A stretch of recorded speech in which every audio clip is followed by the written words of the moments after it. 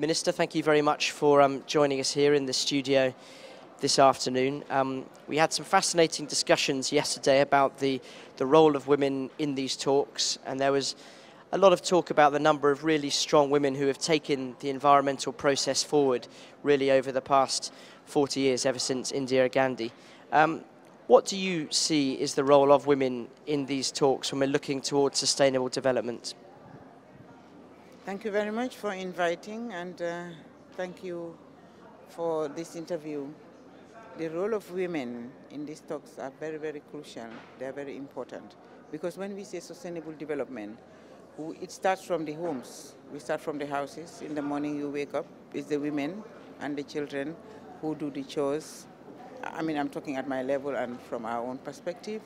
And many of those chores that we do, we all share within the household, but it is the responsibility of the women. Therefore, when these women come up into the negotiations or at this type of conferences, it is important because they come up with exactly what they know on the ground. I'll call it now a bottom-up approach, because it helps inform the top what is there at the level, and the decisions that we make here affects them very much. But if we involve them in the negotiations, they exactly know what they do at their own level, and it will be incorporated into whatever decisions that may come out of here, which will also inform the top level.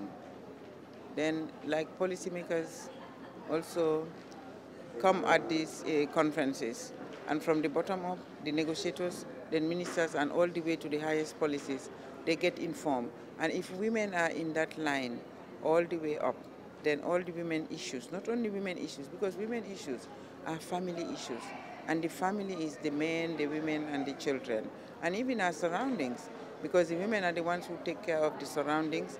Early in the morning, you sweep your own house, sweep your own surrounding. So these are the things that is important for them to be involved in it. Let's say about, okay, the sustainable development of our forests and our biodiversity. They're also involved in it, and they utilize the resources that are out there to some extent. Although the utilization between the men and the women are a little bit different, and the uses of those utilizations are also a little bit different from looking at it from the gender perspective. Then if the women are involved, then all of it will be a holistic approach into that. So I think it is very crucial to involve them. Absolutely. And I mean, what steps do you think have been made over the past 10 years in terms of the empowerment of women, both at home and also within these negotiations? At home, let me start by home. At home, let me start, like we have a national climate committee which is dealing with climate issues. We also have the National Environment Agency in the Gambia, and we have the cabinet. And our president has made sure that many of the women, we have women in cabinet. I start from there, because our vice president is one of the longest serving female vice presidents of this world. And in our cabinet presently, we have 7 women in cabinet out of 21 ministries. So that is something that we appreciate, and it goes a long way. Like we have the Gambia Investment Partnership, which is also led by a woman. And if we other institutions like directors, like executive directors, we have at those levels women in power. And apart from the ministerial and those levels, at the middle level also, it has been increasing gradually. So the women empowerment has come up, and it is well appreciated. The Women's Bill was signed a few years ago. We even have the Women's Bureau of the Gambia.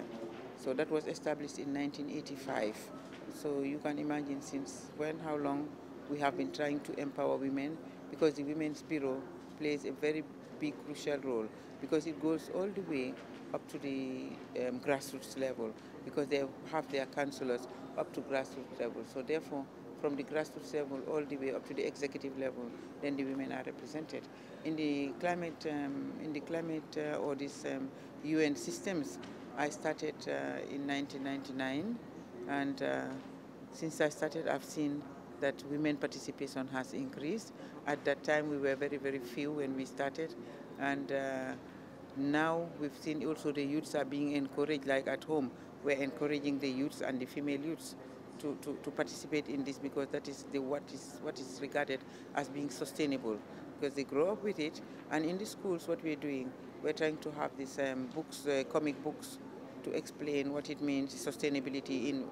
The sustainability is embedded in it, and other UN agreements that we have, just to try to make it fun from the nursery level, going to primary level, going to secondary level, and up to the tertiary level. And whatever productions that we make, we try to make them, simplify them for the younger generation. And this is what we believe would be more sustainable for them. So we have like flyers, small flyers, just to explain bits like 1, 2, 3, this is it, ABC, this is it. Some simple things like that, distributed in schools at home.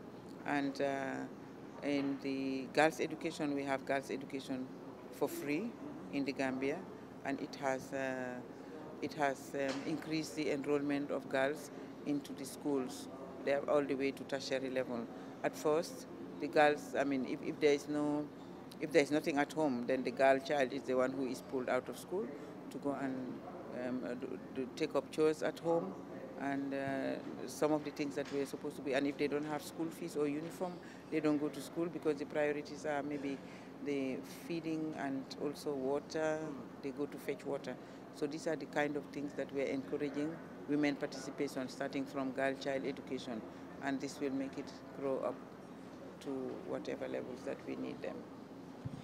You mentioned that when you came into the climate talks there weren't many women involved, but now you can see yourself, you can see Minister Mashabane, who obviously led a lot of the time in Durban, and then you've got President Johnson Sirleaf in Liberia. What kind of role do you have to play in order to convince I guess girls and women growing up that they can really make a stand and they can really make a difference? When I started these negotiations, it was a very tough one in 1999 in Bad Godesberg, and it was to determine what percentage would the industrialized countries reduce of their greenhouse gases. It was between 5 and 10%, and that was a very, very, very heated negotiation, and that was my first negotiation. I had to listen well, I had to take notes, I had to read a lot, I had taken home so many files which I read. So my advice to them is that please follow these negotiations, but you must read. You must keep yourself abreast with the issues that are coming up, whether from the internet, whether in the conferences themselves, or whether on your own. You must be reading a lot. So because I started just as a negotiator, and afterwards I became the Article 6 focal point of the Gambia to the UNFCCC, and from 2005 up to end of 2010, I was in the Joint Implementation Supervisory Committee, and I chaired that committee in 2007. I also chaired the accreditation panel of the Joint Implementation Supervisory Committee, and I was also one time a vice chair of the committee itself, the accreditation panel, and now I am a member of the executive board of the UNFCCC, of the CDM executive board, and I am chairing the small scale. I'm the vice chair of the small scale working group of the CDM executive board. Last year I was the chair of that small scale working group of the CDM executive board. So with a lot of reading, lots of commitment, we must be committed when we come to the negotiations. I am somebody, when I take up any responsibility, I make sure that I do it to the best of my ability. So coming up to conferences like this and going out shopping and not following the events, even not knowing what is on the timetable, is very surprising for me that some young people who are here wouldn't even know what is on the timetable. For us, the first thing that we do, you go and check the timetable, what is relevant for you, which room you are supposed to be in, and what you are going to, what you are going to, what you would inform So what we do is we now go back to our notes, always carrying our notes, carrying whatever is informing us in those conferences, so that we don't get embarrassed or we don't say the wrong things, because it's important here. Whatever is taken up seriously, because it's supposed to be binding. So that is the advice I will give. Please read. Please, when you go to this, make sure that you are in the conference and you are doing something in it, because at the back of your mind, you should have in mind, what do I want for my country? What do I want for my region? What do I want out of this? Because if you can answer those questions, then you are in the right place and then you can move forward. A final question. As someone with so much experience, as you've just gone through a number of the roles that you have held and hold now, what do you make of what may come out of this particular conference? And in particular, maybe you could focus on, do you think that the women's role in these talks or the women's role at home will have been improved by what comes out of these talks? Whatever comes out of these talks should filter down all the way to the grassroots level. And I think there is a compromise here that is coming up. So what is important is whatever comes out of any of this, especially this one that we are coming out of, and we have been very serious in following up the negotiations, the pre-negotiations, although we are not in the negotiations, but we've been following. Whatever comes, it has to now fit. We have to retrofit it into our own countries, and how it affects us or how it helps us. The opportunities, in everything you have opportunities and challenges. So we need to take the opportunities that are coming out of Rio, and then the challenges, we try to deal with it. How do we deal with it? We sit back, have a strategy going back, and it has to inform the grassroots. And all the way, the women are also, of course, involved in it. We have our representation here. We've got 2 female ministers, but we've got other females, about 4 of them who are here. So we all have our different roles and different responsibilities to make sure that it reaches the women at that level, and also the men, of course. But the women, as I said earlier, they take care of the whole family. So if we inform them, the women at all the status, then the men and the children, we're confident that they will be informed. And then now we come up with how do we move forward, because this is what we have in Rio, and we need to make sure that we take it back home.